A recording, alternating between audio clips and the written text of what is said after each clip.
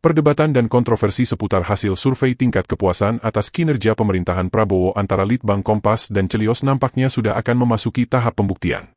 Pertanyaan soal siapa di antara kedua lembaga survei yang paling akurat dan dapat dipercaya akan terjawab bukan oleh opini dan kajian para pengamat politik, tapi fakta yang sedang diuji di lapangan. Seperti diketahui, Litbang Kompas memberi angka 80,9% atas tingkat kepuasan publik atas kinerja pemerintahan Prabowo Gibran dalam 100 hari masa kerja. Sedangkan survei lembaga Celios memberi skor 5 dari 10 atau setara dengan 50%. Prabowo kemudian menjadikan hasil survei Litbang Kompas sebagai rujukan dan bahkan mengumumkan kepada dunia dalam kesempatan pidato di Forum World Government Summit 2025. Tidak hanya itu, deklarasi pencalonan sebagai calon presiden 2029 yang dilakukan di masa ketika Prabowo baru bekerja selama 115 hari bekerja sebagai presiden baru, diduga adalah juga bagian dari rasa percaya diri Prabowo imbas dari hasil survei Litbang Kompas tersebut. Berbagai kritikan atas kebijakan kontroversi yang dilakukan pun tidak membuat Prabowo bergeming.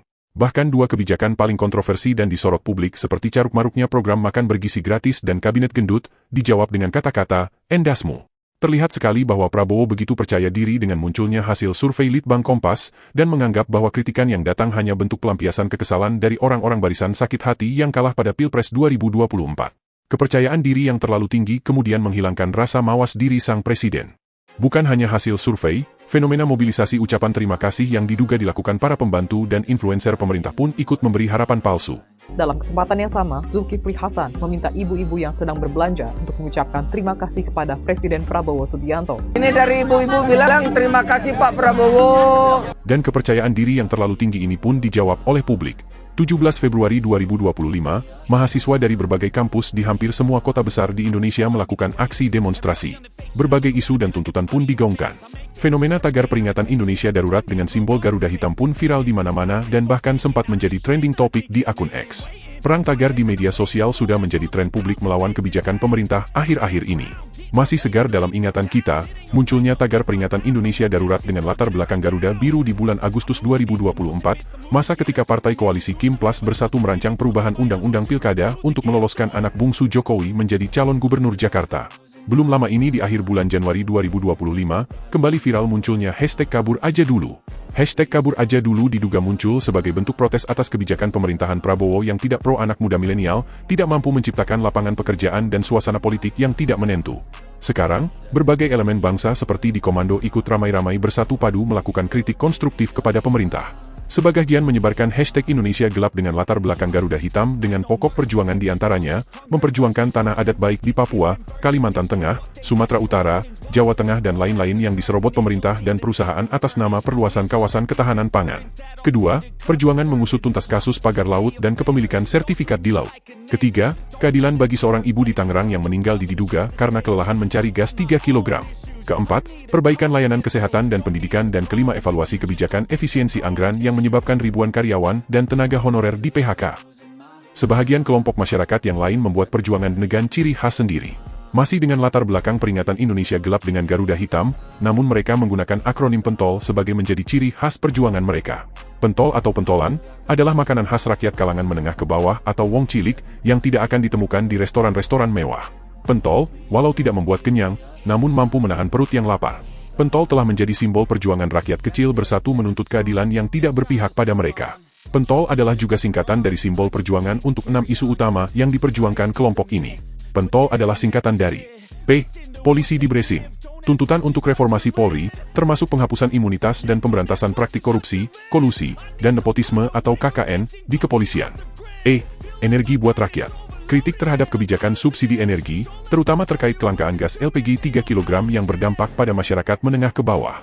N. Naikkan taraf hidup rakyat.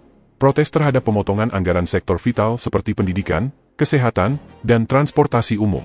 Kebijakan efisiensi anggaran oleh pemerintahan Prabowo juga telah menyebabkan ribuan karyawan honorer di seluruh Indonesia terancam dirumahkan. Hal ini sangat ironi dengan kebijakan Prabowo yang justru menambah jumlah kementerian, hanya demi untuk bagi-bagi kekuasaan di antara partai dan relawan pendukung. T. Tunaikan tukin dosen, guru, dan ASN. Desakan agar pemerintah segera membayar tunjangan kinerja atau tukin bagi tenaga pendidik dan aparatur sipil negara atau ASN. O. Output makan bergizi gratis atau MBG diperbaiki. Kritik terhadap implementasi program makan bergizi gratis atau MBG agar lebih optimal dan tepat sasaran. Saat ini program MBG baru mampu menjangkau 1 juta anak dari 53 juta anak di seluruh Indonesia. Terakhir, lawan mafia tanah dan lengserkan pejabat tol. Sorotan terhadap maraknya praktik mafia tanah serta tuntutan agar pejabat terkait bertanggung jawab. Sementara itu, Badan Eksekutif Mahasiswa atau BEM seluruh Indonesia menyampaikan tuntutannya di depan istana. Ada 13 tuntutan utama dari BEM, yaitu 1. Ciptakan pendidikan gratis ilmiah dan demokratis serta batalkan pemangkasan anggaran pendidikan. Data dari Kemendikristek menyebut lebih dari 600.000 mahasiswa penerima KIP terancam gagal mendapatkan beasiswa di tahun 2025. 2. Cabut proyek strategis nasional bermasalah. Wujudkan reforma agraria sejati. Proyek strategis nasional, PSN, kerap menjadi alat perampasan tanah rakyat. BEM menuntut pencabutan PSN yang tidak berpihak pada rakyat dan mendorong pelaksanaan reformasi agraria sejati. 3. Tolak revisi Undang-Undang Minerba. Revisi Undang-Undang Minerba hanya menjadi alat pembungkaman bagi rezim untuk kampus-kampus dan lingkungan akademik ketika bersuara secara kritis. Revisi Undang-Undang Minerba adalah rencana pemerintahan Prabowo menyerahkan pengelolaan tambang kepada pihak perguruan tinggi. Sebagian pengamat politik menilai bahwa upaya ini adalah upaya pemerintah membungkam pihak kampus agar tidak lagi menyampaikan kritik pada kebijakan pemerintah. 4. Hapuskan multifungsi ABRI. Sebab keterlibatan militer dalam sektor sipil berpotensi menciptakan represi dan menghambat kehidupan yang demokratis. Kebijakan Prabowo mengangkat ajudannya Mayor Teddy yang masih aktif di TNI adalah tindakan yang melanggar undang-undang. Aturan menyebutkan bahwa TNI aktif dilarang bekerja di sektor sipil. Kebijakan pengawalan proyek strategis nasional dengan melibatkan TNI dan Polri adalah juga tindakan represif yang membungkam dan memaksa masyarakat menyerahkan tanah hak milik mereka yang masuk dalam proyek strategis nasional atau PSN. 5. Sahkan rancangan Undang-Undang Masyarakat Adat. Masyarakat adat membutuhkan perlindungan hukum yang jelas atas tanah dan kebudayaan mereka. 6. Cabut Instruksi Presiden Nomor 1 Tahun 2025 yang mana instruksi Presiden ini dinilai sebagai ancaman terhadap bagian-bagian yang justru menjadi kepentingan rakyat seperti pendidikan dan kesehatan. 7. Evaluasi penuh program makan bergizi gratis. Program makan bergizi gratis harus dievaluasi agar tepat sasaran, terlaksana dengan baik, dan tidak menjadi alat politik semata.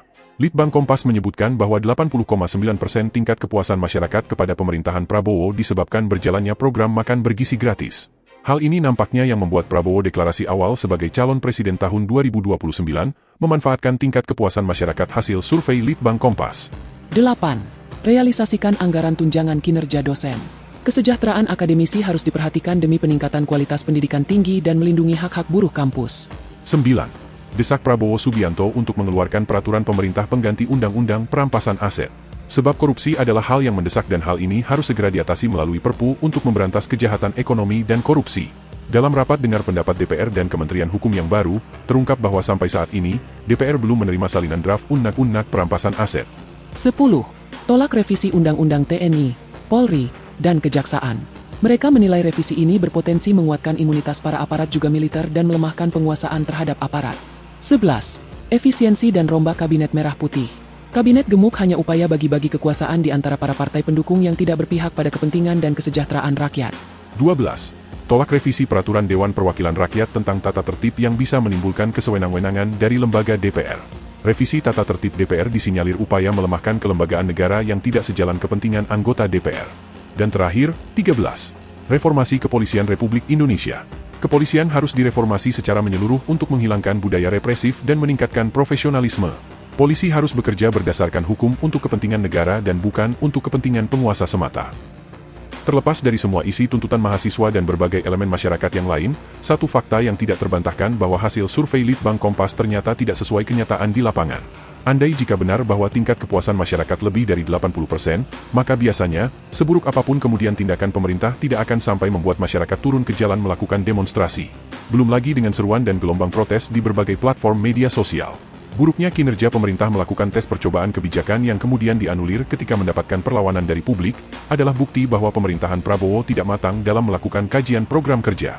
Lembaga DPR yang notabene adalah wakil rakyat yang seharusnya menjadi mitra pemerintah memberikan kritik dan saran perbaikan kepada pemerintah tidak lagi berfungsi. Lebih dari 80% anggota DPR adalah wakil partai pendukung pemerintah yang bekerja sesuai arahan partai. Mereka tidak akan mungkin menyampaikan pendapat jika tidak sesuai keinginan dan kepentingan partai dan penguasa yang mereka dukung. maka kekuatan rakyat seperti mahasiswa, kaum buruh dan elemen sipil lainnya termasuk media sosial sangat dibutuhkan untuk menjadi penyeimbang mengontrol kebijakan pemerintah agar tidak bertindak sewenang-wenang menguntungkan satu pihak tertentu dan mengabaikan kepentingan lain. Semoga Presiden Prabowo bertindak bijaksana lebih mengedepankan mendengar hati nurani rakyat dibandingkan para pembisik istana yang lebih banyak dikendalikan konglomerat, pemilik partai dan mantan penguasa yang masih haus kekuasaan.